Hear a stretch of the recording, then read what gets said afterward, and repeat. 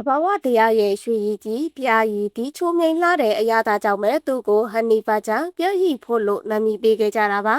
သူဟာပြားအောင်တအုံကိုအောင်မြင်အောင်ထိုးပေါက်နိုင်တဲ့ရှာရှာပါပါတရဝါတွေကတကောင်ပါ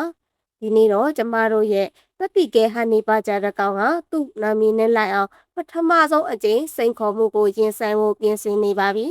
ဒါပေမဲ့အရာအလုံးကသူထင်တဲ့လောက်တော့လွယ်ကူမှာမဟုတ်ပါဘူးအာဖရိကပြားတွေကသူတို့ရဲ့ဘရင်မနဲ့ပြားအောင်ကိုကောက်ွယ်ဖို့လာပေါင်းများစွာပင်ပန်းစူးစမ်းခဲ့ကြတာပါအခုတော့သူတို့ရဲ့အဖို့တန်ရတနာကိုအသက်နဲ့လဲပြီးကာကွယ်ကြတော့မှာပါ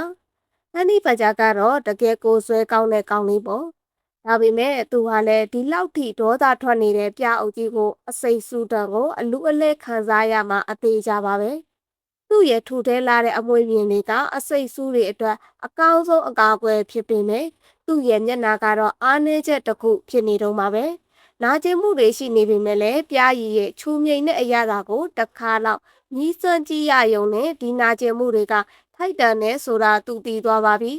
ပြားရည်ကယ်လိုရီတဲ့ကျွဲဝါတဲ့အပြင်ပြားလောင်လေးတွေကပါတခါတည်းဝါမျိုးလိုက်ရတဲ့အတွက်ဟန်နီဘတ်ဂျာအတွက်တော့အလွန်ကောင်းမွန်တဲ့ပရိုတင်းဓာတ်တွေကိုပါရရှိစေတာပေါ့ဒါပေမဲ့ဟန်နီဘတ်ဂျာတစ်ကောင်တောင်မှသိခံနိုင်တဲ့အတိုင်းအတာတစ်ခုတော့ရှိပါတယ်